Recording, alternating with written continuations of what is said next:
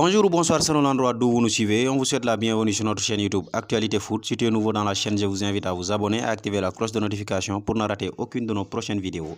On commence cette revue de presse sportive au Portugal où Cristiano Ronaldo a encore sauvé la Seleção pour sa 200e cape. Il a inscrit son 123e but sous les couleurs de la Portugal, le seul et unique but de la rencontre qui opposait le Portugal à l'Islande.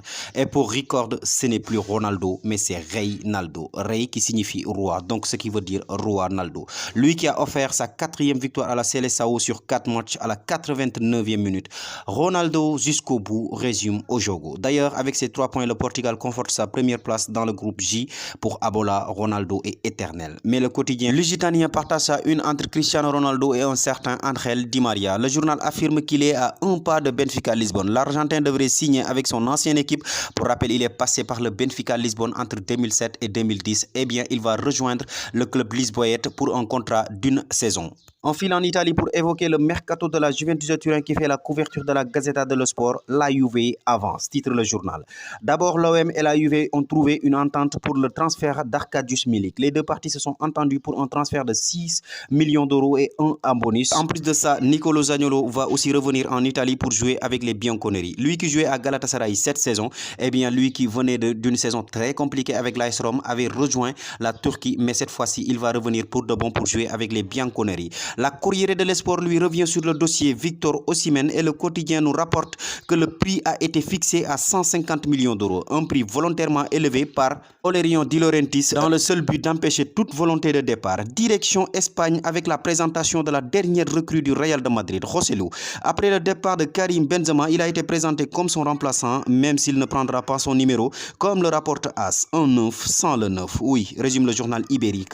Je ne viens pas pour remplacer quelqu'un, je viens pour apporter ma contribution, profiter de ce que l'équipe m'offre et bien faire ce que l'entraîneur me demande. Voici les propos du nouveau numéro 9 du Real de Madrid rapporté par le journal ibérique. Mais si on en croit au journal Marca, si Joselu n'est pas le numéro 9, ce n'est pas parce qu'il ne vient pas pour remplacer Karim Benzema, ce serait car il est réservé à Kylian Mbappé. Je ne sais pas si Kylian Mbappé va revenir ou non, mais en tout cas le numéro 9 n'est pas destiné à Joselu. Toujours en Espagne, mais du côté de la Catalogne, cette fois-ci, puisque Sport nous apprend que Xavi Hernandez continue de mettre la pression sur ses dirigeants, cette fois-ci pour le mercato. Dans ses pas intérieurs, le média nous apprend que Xavi a interrompu ses vacances pour faire une réunion avec les dirigeants et les membres du club chargé du recrutement. Et justement, d'après le média, il y en a un qui se force pour être recruté, c'est Neymar. Oui, Neymar insiste pour revenir au Barcelone, titre le journal. Et pourtant, il y a de cela quelques jours, Xavi avait complètement exclu le retour de l'international Ori Verde et le journal a tenu quand même à préciser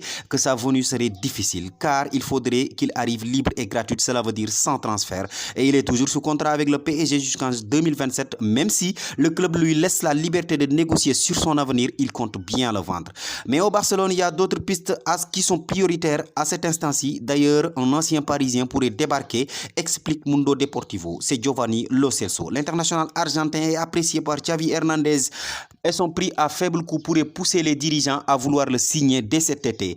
On passe en France pour terminer avec le journal L'Équipe qui fait le point sur les signatures des entraîneurs. Plusieurs clubs de Ligue 1 sont incertains de qui sera sur leur banc. D'ailleurs, le journal nous explique pourquoi ça traîne. Du côté de Monaco, Nice, PSG, OM ou encore Lorient, on ne connaît toujours pas officiellement ceux qui occuperont la place sur le banc. Même si d'après Foot Mercato, ça s'accélère pour Marcelino à Marseille, c'est même bouclé car d'après le journal, un accord de principe a été trouvé entre la direction marseillaise et l'entraîneur international espagnol.